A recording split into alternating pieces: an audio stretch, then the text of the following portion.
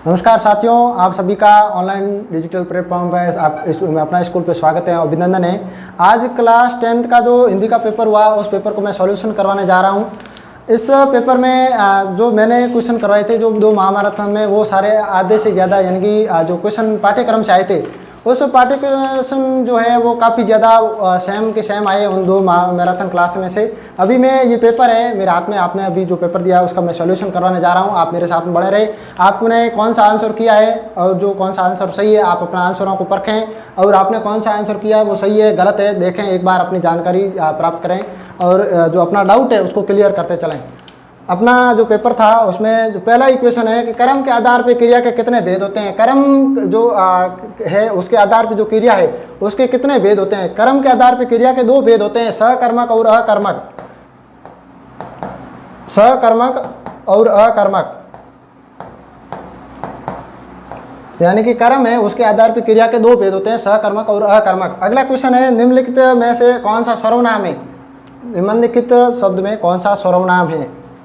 ये जो पद है दूसरा पद में जो है उसमें सर्वनाम पूछा गया है। सर्वनाम कौन सा है, इसमें आपको सर्वनाम बताना है। आपको इसमें जो पहले का जो दूसरा है उसमें सर्वनाम कौन सा वो बताना है। इसमें वो है जो है यानी कि इसमें संज्ञा के स्थान पे जो प्रयुक्त होता है शब्द, संज्ञा के स्थान पे प्रयुक्त होने वाले शब्दों को सर्वनाम कहते हैं। बाकी ये शब्द जो क्रिया है, ताल है, गति है, ये सारे के क्वेश्चन है वो नहीं है, इसलिए जो वह है वो संज्ञा के स्थान पे प्रयुक्त होने वाले शब्दों को सर्वनाम कहते हैं, इसलिए ये शब्द है वो सर्वनाम है। अगला अपना जो क्वेश्चन है पहले का तीसरा, अमीरुद्दीन का जन्म कब हुआ। अमीरुद्दीन है ये वो जो लेखक ने जो पाठ था उस पाठ के माध्यम से ये अपना जो पाठ था अपना बिस्मिल्लाह खान जी वाला, उसमें जो डूमराव गांव था उस डूमराव गांव में जो लेखक का जो जन्म था उसमें हुआ था। जो अमीरुद्दीन है उसका जन्म था वो डूमराव गांव में हुआ था। डूमराव सही है, कई जो पटना लिखा हुआ आ रहा है लेकिन पटना नहीं है, इसमें डूमराव गांव है वो सही है। अपने आंसर को वापस मिला लेना एक बार। अगला क्वेश्चन है, बाल गोविंद भगत साहब किसे मानते थे। बाल गोविंद भगत साहब है वो किसको मानते थे। बाल गोविंद भगत साहब है वो कबीर जी को मानते थे। इसमें कबीर जी सही है, कहीं कहीं पे भी अपने पुत्र को लिखा हुआ है लेकिन पुत्र नहीं है, इसमें पुत्र बहुत ही गलत है आंसर। इसमें कबीरदास जी है वो सही आंसर है। अगला क्वेश्चन पहले का जो 5वां है उसमें आगे चलें। अगले अपना पहले का जो 5वां है, 5वें में जो कहानी है उसका सही जो पहले का 5वां है उसमें कहानी सही है, लेकिन कुछ के जो कविता लिखा हुआ आ रहा है लेकिन कविता है वो बिल्कुल ही गलत शब्द है। अगला है अपना, एक बार बने रहें अपने साथ में और उन्हीं के अपनी जो तैयारी है उसको परखते रहें, और जो अपनी तैयारी में जो आपने कमियां रखी है उस कमियों को भी बताएं। आपने कौन सा क्वेश्चन गलत किया है और कौन सा क्वेश्चन आपके छूट गया है, कौन सा आंसर आपने गलत किया है वो भी सारे बताते चलें। और कमेंट बॉक्स में बता दें आज जो पेपर हुआ था उसमें किसके कितने नंबर आ रहे हैं वो भी बता देना, कमेंट करना, आप बताना आपके कितने नंबर आ रहे हैं। अगला क्वेश्चन है पहले का छठा, इसमें एक कहानी यह भी, इसके लेखक कौन है। इसके लेखक है मनु भंडारी जी। ये कहानी इसके लेखक है वो मनु भंडारी जी है, यानी कि 2 सही है इसका। अगला क्वेश्चन, अगला है 7वां क्वेश्चन पहले का, परशुराम जी आपे से बाहर क्यों हो गए थे। परशुराम जी यानी कि क्रोधित हो क्यों, ज्यादा अपने यानी कि वश में क्यों नहीं रहे, वो वश से बाहर क्यों हो गए थे। वो वश से बाहर इसलिए हो गए थे, उन्होंने शिव का जो धनुष था वो खंडित हुए देख लिया था। शिव जी का जो पुराना जो धनुष था वो खंडित हो गया था, इसलिए उन्होंने देखा तो फिर उनके मन में क्रोध हो गया, वो आपे से बाहर हो गए थे। अगला क्वेश्चन, उत्साह कविता में कवि किसको संबोधित करता है। उत्साह कविता है निराला जी की, उसको कवि किसकी और यानी कि जो उसका जो संबोधन है किसको करता है, वो करता है बादल को करता है। बादल को संबोधित करते हुए वो बात करता है कवि। अगला क्वेश्चन है, अगला जो अपना 9वां क्वेश्चन है उसमें सूरदास के काव्य की भाषा है वो किस प्रकार की है। सूरदास की भाषा है वो ब्रज की है। आपको अवधि कहीं कहीं पे भी अवधि लिखी आ रही है लेकिन अवधि है वो बिल्कुल गलत है, जो ब्रज भाषा है वो बिल्कुल सही है इसका आंसर। अगला अपना 10वां क्वेश्चन है, 10वां क्वेश्चन अपना, मधुप गुनगुनाकर जाता है कौन कहानी। यह भी उपयुक्त पंक्तियों में कहानी कौन कह रहा है। इसमें भंवरा है। मधुप यानी कि जो मधुप किसको कहते हैं, मधुप किसका पर्यायवाची, मधु यानी कि भंवरे को कहते हैं। इसका जो ए सही है 10वें का वो ए सही है। अगला क्वेश्चन अपना, भोलानाथ का असली नाम क्या था। अगला क्वेश्चन अपना, जो भोलानाथ था उसका असली नाम क्या था? उसका नाम था तारकेश्वरनाथ। भोला था उसका नाम था, वो तारकेश्वरनाथ था। आंसर एक बार अपने पेपर है उसको पास में रख करके आंसरों को मिलान करें, कौन सा आंसर है वो सही है। अब 12वां क्वेश्चन है अपना, इसमें मैं क्यों लिखता हूँ पाठ के आधार पे, जो लेखक है उस पाठ के लेखक कौन है? उसके लेखक हैं अज्ञे जी है वो मैं क्यों लिखता हूँ उस पाठ के जो लेखक है। आप जो आंसर है उनको देखना, आपने कौन सा गलत किया कौन सा सही किया, उसको आंसर को परखते चलना। अब है ये रिक्त स्थान, दूसरा क्वेश्चन है रिक्त स्थान।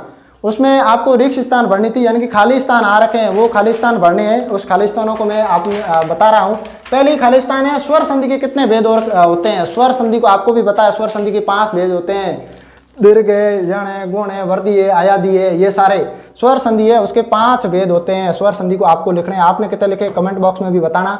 दूसरा है जो समास का जो क्वेश्चन था, यथाशक्ति समास में जो अव्ययी भाव है यथाशक्ति में है वो अव्ययी भाव, यानी कि उसमें प्रथम पद है वो प्रधान है। क्या है इसमें? प्रथम पद प्रधान है। आपको मैंने भी 10 बार समझा दिया था, जो मेरे से ऑफलाइन पढ़ रहे हैं उन बच्चों को मैंने ये समास बहुत सी अच्छी तरह से करवाया था। और तीसरा क्वेश्चन है अपना, विदेश शब्द में कौन सा उपसर्ग है? विदेश शब्द है उसमें कौन सा उपसर्ग है? उसमें देश शब्द है। एक शब्द होता है देश, उसके यानी जो उपसर्ग है, उपसर्ग किसी शब्द के आगे जोड़ता है, शब्द है उसके आगे जोड़ने वाले शब्दों को जो उपसर्ग कहते हैं और उसके अर्थ में परिवर्तन करते हैं। अब अपना चौथा क्वेश्चन है, दूसरे का चौथा है वे विशेषण जो क्रिया पदार्थ को निश्चित या अनिश्चित मात्रा, परिमाण, नाप, तोल आदि का बोध कराते हैं। अरे आपको मैंने कितनी बार समझा दिया, परिमाण, मात्रा, नाप, तोल का होता है वो परिमाण में आता है, जिसमें परिमाण बताया जाता है। भाई इनमें कितों के होया करेंगे। अगला क्वेश्चन है अपना, एक बार रुकें मैं साफ करता हूं इसको। अगला क्वेश्चन पहले दूसरे का 5वां है। दूसरे के 5 में किसी भाव, अवस्था, गुण, दशा आदि के नाम को क्या कहते हैं? भाववाचक संज्ञा कहते हैं। यानी कि उसमें दशा है वो भी भाव को दर्शाती है, अवस्था है वो भी भाव को दर्शाती है, गुण है वो भी भाव को दर्शाते हैं। ये सारे जो शब्द है तीनों ही चारों ही शब्द हैं, ये चारों ही शब्द क्या करते हैं? इसको जो भाव है उसको दर्शाते हैं, इसलिए इसमें भाववाचक संज्ञा हुई।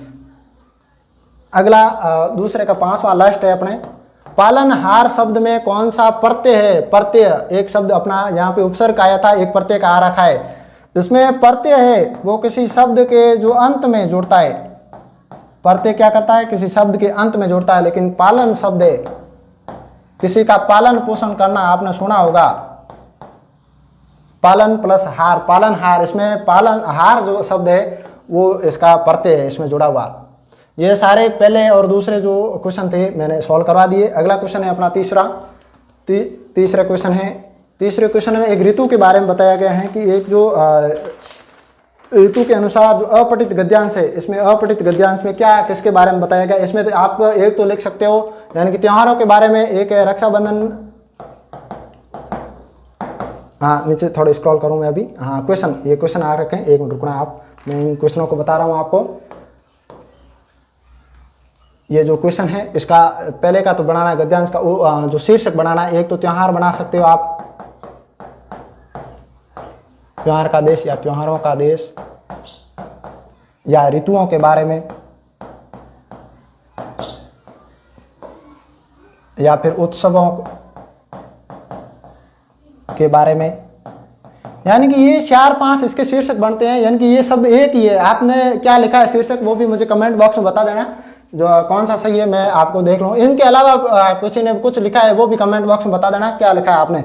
दूसरा जो तीसरे का दूसरा क्वेश्चन है, भारत में जो ऋतु है, भारत में ऋतु परिवर्तन कब आता है? भारत में ऋतु परिवर्तन कब आता है? यानी कि तीज का त्योहार होता है, अपन कहेंगे तीज त्योहार ले डूबी गणगौर आड़ा वो आता है वो त्योहार, तीज के त्योहार पे यानी कि जो बदलाव होता है। तीज जयपुर की फेमस है। अगला क्वेश्चन तीसरा है, वर्षा ऋतु में कौन कौन से त्योहार आते हैं? वर्षा ऋतु में के आवे? अरे अपन सब राजस्थान में के रहने वाले हैं। वर्षा ऋतु में जो आने वाले त्योहार है इसमें जो 2-3 लिखे हुए हैं। तीज का त्योहार एक ये होता है, एक ये कौन से, हाँ तीज है, नाग पंचमी है, रक्षाबंधन है। ये सारे जो त्योहार है ये किस में आते हैं? ये वर्षा ऋतु में ही तो आते हैं कि नहीं आते हैं?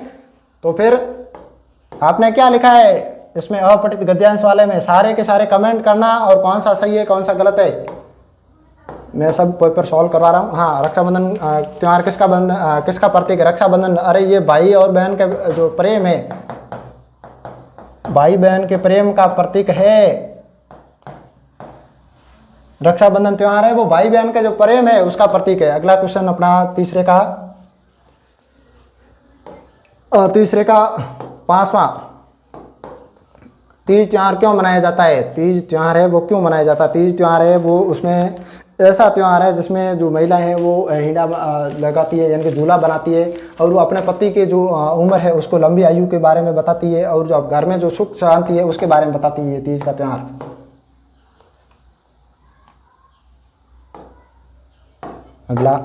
अगला है छठा, दुर्भाग्य शब्द का विपरीतार्थ गद्यांश में से छांटना। दुर्भाग्य शब्द है उसको इस गद्यांश है उसमें लिखा हुआ है। आप एक बार आपने क्या लिखा है इसका कमेंट में बताना, मैं आपके आंसर का वापस जवाब दूंगा। आप इसका जो उत्तर है स्क्रॉल करूँ मैं अभी, आपका जो अभी आंसर है इसको आंसर को आप कमेंट बॉक्स में लिखना, मैं आपको बता दूंगा कौन सा सही है कौन सा गलत है। अब है जो तोड़ो पाठ है अपना, तोड़ो और जोड़ो उसके क्वेश्चनों को हल करना था, उसके प्रश्नों को आंसर लिखना था। इसके क्वेश्चन मैं अभी दिखा रहा हूँ आपको, जो एक बार आप इसको पढ़ लेना। हाँ अभी रुको, ये है उपरोक्त पद्यांश उसका उचित शीर्षक, इसमें बंधनों को तोड़ने के बारे में बता रहा है कवि। जो बंधन होते हैं भाई, इसमें पत्थरों को तोड़ने के बारे में वो सारा बताया गया है कि इसमें जो एक तो सामाजिक बंधन होते हैं, एक पहाड़ के जो पत्थर वगैरह होते हैं उसको तोड़ने के, यानी कि बंधनों को तोड़ने के बारे में, जो बंधन होते हैं उनको तोड़ने के बारे में लेखक ने बताया इसका।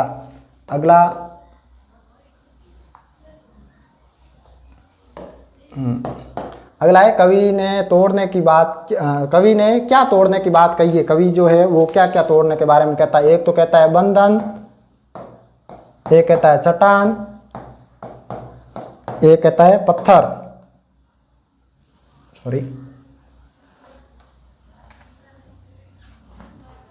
एक कहता है पत्थर। एक जो पत्थर शब्द है उसको तोड़ने कहता है, यानी एक तो बंधन तोड़ने की बात करता है, एक चट्टान तोड़ने की बात करता है, एक पत्थर तोड़ने की बात करता है। इन सबको तोड़ने की कवि है वो बात करता है। इस पद्यांश जो लिखा हुआ है उस पद्यांश में दिया गया है, आपने सही ढंग से पढ़ा है तो उसमें ये बात लिखी हुई है। अगला क्वेश्चन है, कवि पत्थर और चट्टान तोड़ने की बात क्यों कर रहा है? यानी कि कवि है वो जो पत्थर है और चट्टान को उसमें तोड़ने की बात क्यों कर रहे हैं? उसमें सामाजिक और मानसिक जो बंधन है, कवि ने ये पत्थर का जो एक उदाहरण दिया, लेकिन इसमें कवि ने ये बात कही कि जो सामाजिक जो बंधन है और जो मानसिक बंधन है, मानसिक और सामाजिक बंधन है, हाँ मानसिक और सामाजिक जो बंधन है उनको कवि ने तोड़ने की बात कही है इसमें। आई बात समझ में सबके? आपने क्या लिखा है कमेंट बॉक्स में सारे के सारे बता देना। और आज का जो पेपर हुआ था उस पेपर में आप सभी के कितने नंबर आ रहे हैं वो भी सारे कमेंट बॉक्स में बताना, किसके कितने नंबर आ रहे हैं। अब मैंने जो अगला क्वेश्चन है, अपने मन में मैदानों में क्या, अपने मन के मैदानों पे क्या व्याप्त है? यानी कि वापस उसके मन के जो व्याप्त है वो उसमें उदासी के बारे में बताया गया है, जो यानी कि उसके मन की जो उदासी है उसके बारे में बताया गया है। अगला है धरती को कब जानेंगे? जो धरती है उसको कब जानेंगे? धरती को जानने के बारे में कब कहा गया है कि उसमें एक तो बंधन टूट जाएंगे और उसके बारे में, और दूसरा है स्वतंत्रता प्राप्ति होगी तब उसके धरती को जानने की कोशिश करनी, यानी कि जो अपनी स्वतंत्रता है उसको टूट जाएगी वो, और जो बंधन है वो टूट जाएंगे तो अपन का जो धरती है उसको जानेंगे और उसको पहचानेंगे, उसके बारे में बताया गया। अगला है रेखांकित पंक्तियों का क्या स्पष्ट है? हाँ थोड़ा ऊपर नीचे सरकाओ, अभी आप देखा, ये आप देखना है ना इसका, है ना? हाँ ये देखो, ये अंडरलाइन की हुई है। इस अंडरलाइन के बारे में बताया गया कि जो अंडरलाइन है इसका क्या भाव है। सुनते हैं मिट्टी में रस है जिसमें उगती है धूप, यानी कि जो मिट्टी है वो सुनती है, यानी कि मिट्टी में कौन सा रस है जिससे ध्रुव यानी कि धूप उगती है। अपन कहते हैं ध्रुव जो उगती है, हरी हरी घास है वो मिट्टी को उगती है, वो अपना स्थान लेती है। उसमें मुक्ति और जो स्वतंत्रता की बात कही है, यह स्वतंत्रता सिर्फ बाहरी नहीं बल्कि मानसिक और सामाजिक दोनों है। इसमें भी यानी कि जो दूब है वो मानसिक और स्वतंत्रता दोनों की बात करती है, यानी कि उसमें सामाजिक बंधनों की भी बात करती है जी। हाँ अपना ये सारे इतने सारे क्वेश्चन सॉल्व हो गए। हाँ अगला है, हाँ इन सब क्वेश्चन है जो 5वां है, छठा है, इन 7वां है, इन सब का क्वेश्चनों का लास्ट में उत्तर दिया गया है। एक बार आप देखते चलें आपने कौन सा, हाँ एक रुको, इसका क्वेश्चन है ये 11वां, श्री गणेश करना किसी भी कहने का, ये मुहावरा है। ये तो बहुत ही सरल मुहावरा आया था, किसी भी किसी कार्य का शुभारंभ करना। किसी भी कार्य का क्या करना? शुभारंभ करना। मैंने मेरे व्यापार का शुभारंभ किया, वाक्य में प्रयोग करना था। आपने वाक्य में प्रयोग किया या नहीं किया, एक बार कमेंट बॉक्स में लिख दो। वाक्य में प्रयोग, वाक्य में प्रयोग कैसे करोगे? मैंने मेरे व्यवसाय का शुभारंभ किया।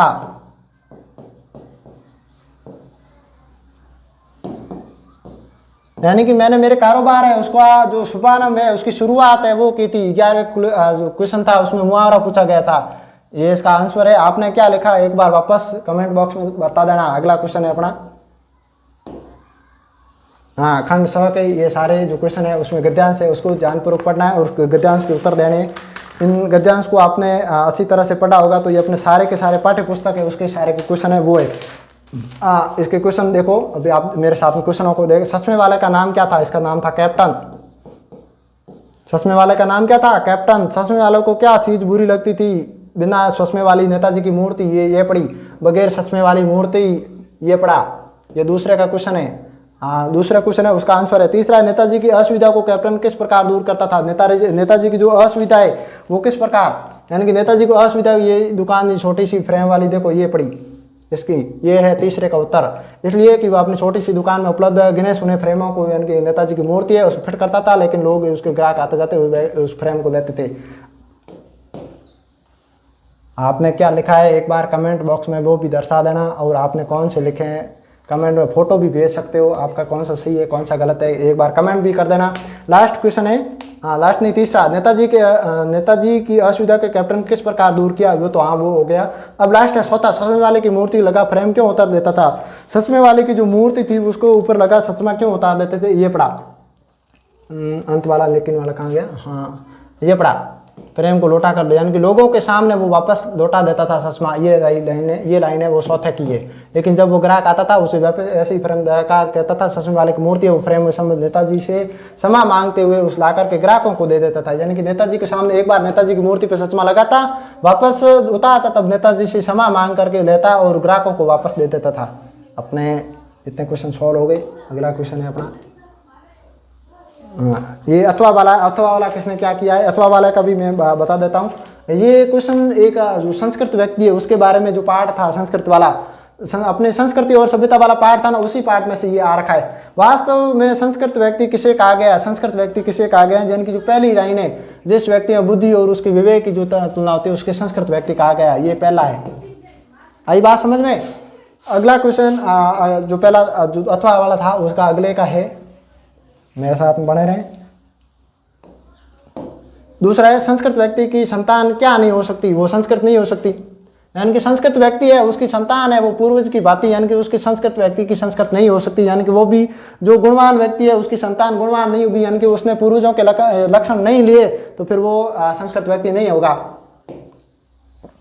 अपने पूर्वजों की जो परंपराएं हैं संस्कृति है उस पर नहीं चलेगा तो फिर उसके कैसे लक्षण आएंगे? न्यूटन ने किसका आविष्कार किया था? ये तो गुरुत्वाकर्षण, आपने विज्ञान में भी पढ़ा होगा, यहाँ पे भी पढ़ते हो, इसमें गुरुत्वाकर्षण। और चौथा है उसका है भौतिक विज्ञान का विद्यार्थी, ये भी न्यूटन से, न्यूटन और न्यूटन का जो गुरुत्वाकर्षण बल है उससे। आपने क्या लिखा एक बार वापस कमेंट बॉक्स में इन सारे क्वेश्चनों को जो को भी जिस किसी ने जो भी लिखा है उन सबका कमेंट बॉक्स में उत्तर देते रहना। अगला क्वेश्चन जो है अपना 13वां, इन सब क्वेश्चनों का मैं जो लास्ट में यानी कि जो बता रहा हूँ आपको, इन सब के क्वेश्चन है उनके आंसर लास्ट में बता रहा हूँ। 13वां है। हाँ, 13वें का उपरोक्त पद्यांश में पाठ कौन सा है? यानी कि ये तुलसीदास जी वाला पाठ है, तुलसीदास जी वाला है। राम लक्ष्मण और जो परशुराम जी का जो संवाद हुआ था वो पाठ है, राम लक्ष्मण परशुराम जी वाला संवाद है, वो संवाद वाला पाठ है जिसमें राम लक्ष्मण जी और परशुराम जी ये सारे के सारे थे, वो शिव धनुष टूट गया था रामचंद्र जी के हाथ में लेने से, वो पाठ है। दूसरा है, सेवक का कार्य क्या होता है? सेवक का कार्य होता है अपनी जो स्वामी है उस स्वामी की सेवा करना, स्वामी जी की सेवा करना। क्या काम होता है सेवक का? अपने स्वामी की सेवा करना ही सेवक का काम होता है। अगला क्वेश्चन है, शिव धनुष तोड़ने में परशुराम को किसके समान बताया? यानी कि परशुराम जी को उन्होंने ऐसा बताया कि परशुराम जी क्रोधित हो गए थे, ऐसा कहा था कि जिसमें इस प्रकार से यानी कि कोई सहस्त्र बाहु के समान यानी कि रिपु यानी कि क्रोधित करने वाला, ये इसके बारे में बताया गया था। अगला है, राम ने परशुराम को अपना परिचय क्या कह कर दिया? उसमें कहा कि जो धनुष तोड़ने वाला है वो आपका ही कोई दास है, आपका ही कोई सेवक है, ऐसा कहा था उन्होंने। अगला है, उज्ज्वल गाथा कैसे गाऊं मधुर चांदनी रातों की? इस पंक्तियों में कविता का नाम लिखिए, यानी कि उज्ज्वल गाथा के बारे में बताया गया है। उज्ज्वल गाथा वाला है इसके अंदर। दूसरा है जो चौथा का, कवि क्या गाने में असमर्थ है? कवि गीत गाने में, यानी कि उज्ज्वल जो गाथा है, उज्ज्वल गाथा को गाने के लिए जो कवि है उसके बारे में। कवि क्यों जाग गया? कवि क्यों जागा था उसके बारे में ये कविता है, बहुत ही अच्छी तरह से मैंने पढ़ा रखी है, ये मैंने समझा रखी है। आपने क्या उत्तर दिया उसके बारे में एक बात जाने और समझे। अगला क्वेश्चन है, ये तो सॉल्व होता रहेगा, ये आसान क्वेश्चन है, बहुत ही आसान क्वेश्चन है, आप एक बार करते रहेंगे, इसको वापस देखेंगे। इन शब्दों का क्वेश्चन का मैं अंत में एक बार लेके आता हूँ, आंसर है उसका अंत में लेके आ रहा हूँ। शब्द और 15 का हारिल की लकड़ी, ये तो मैंने परसों ही महामैराथन लिखी थी, उसमें ये हारिल पक्षी वाला है और गोपियों के, ये दोनों क्वेश्चन आ रखे थे। हारिल पक्षी के बारे में मैंने बताया था कि ये हारिल पक्षी है वो अपने पंजों में जो लकड़ी है वो लिए वो उड़ता है, और गोपियाँ श्री कृष्ण के प्रेम है वो किस प्रकार पागल है उसके बारे में बताया गया है। आगे चलते हैं अपन। हाँ, अपना अगला क्वेश्चन है मंगलेश डबराल। हाँ, इन जो आज का पेपर एक बार आज के पेपर में बदलाव किया गया था। पिछली जो बोर्ड परीक्षा होती थी उसमें 2 आते थे, एक पद्य खंड से एक गद्य खंड से, लेकिन इस बार क्या हुआ था, आरबीसी ने चेंज कर दिया। आरबीसी ने क्या किया, 2 तो पूछ लिए पद्य खंड से, 2 पूछ लिए गद्य खंड से। इस बार जो था उसमें 4 नंबर का लेखक परिचय है वो 4 नंबर का कर दिया गया था। लेखक परिचय वो 4 नंबर का कर दिया गया था इस बार। ये आरबीसी का थोड़ा बदलाव है, इसमें आपको थोड़ा बहुत धोखा हो रखा होगा, आपने देखा होगा, आपने पद्य खंड की याद की है तो इस बार पद्य खंड के अलग आए हैं, गद्य खंड के अलग आए हैं। हाँ, 17वां क्वेश्चन है, खेदुम 1 किलोमीटर, इसका भी क्वेश्चन का अंत में मैं सॉल्यूशन करवाता हूँ। ये निबंध है विद्यार्थी जीवन वाले, स्वतंत्रता के 70 वर्ष के क्या खोया क्या पाया, इसके बारे में। अगला क्वेश्चन है अपने सैनिक शिक्षा की जो आवश्यकता है उसके बारे में। लास्ट है वो मैं प्रधानमंत्री होता तो क्या करता। आपको आज मौका मिला हुआ था भाई, प्रधानमंत्री बनते तो आप क्या करते उसके बारे में लिखते। आज आप उसको लिखना था, आप अगर जो प्रधानमंत्री बन भी जाते तो क्या क्या काम करते उसके बारे में। अगला क्वेश्चन लास्ट। हाँ, स्वयं को राजकीय उच्च माध्यमिक विद्यालय पटना का छात्र नरेश मानते हुए विद्यालय के जो प्रधानाचार्य जी उसको शैक्षणिक भ्रमण के लिए ले जाने के लिए एक प्रार्थना पत्र लिखना था, यानी कि कहीं पे घूमने के लिए जाने के लिए एक पत्र लिखना था प्रधानाचार्य जी को। अगला क्वेश्चन है अपना,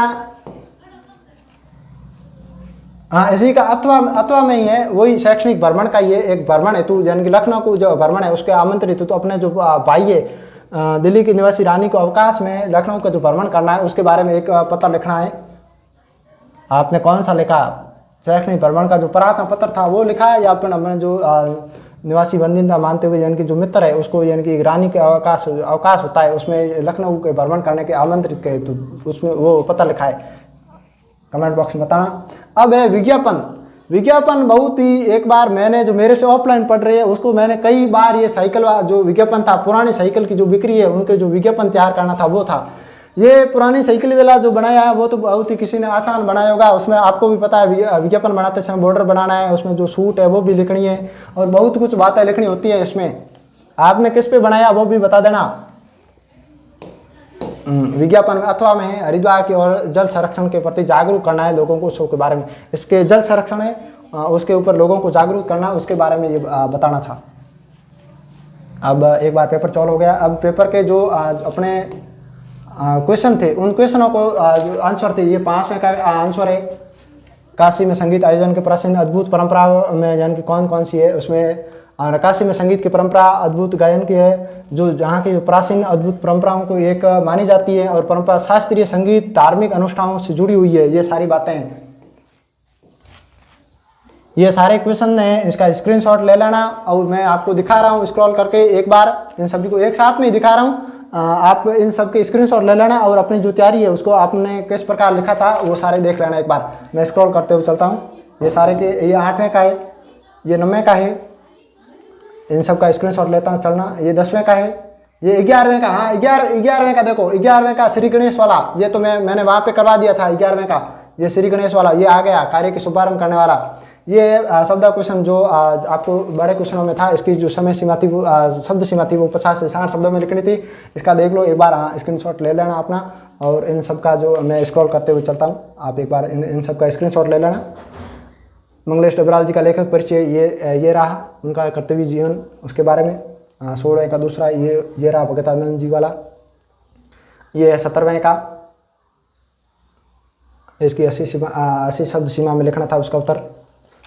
और ये सारे क्वेश्चन मैंने सॉल्व करवा दिए। आपने मेरे पे विश्वास जताया, मैंने 2 माह मैराथन दी थी, उसमें से लगभग जो पाठों के जो सारे क्वेश्चन थे वो कुछ तो हूब के हूब छपे, थोड़ा बहुत कुछ जो क्वेश्चन थे उसमें थोड़ा बहुत बदलाव किया गया था। मेरे साथ में आपने जो पेपर सॉल्व किया उन पेपर को आपने वापस अपने जो पेपर है उनसे मिलान कर लेना। और आज के सेशन में जुड़े रहने के लिए धन्यवाद, और मेरे चैनल को सब्सक्राइब कर देना ताकि मेरा जो हौसला है वो बढ़ता रहे। थैंक यू, धन्यवाद।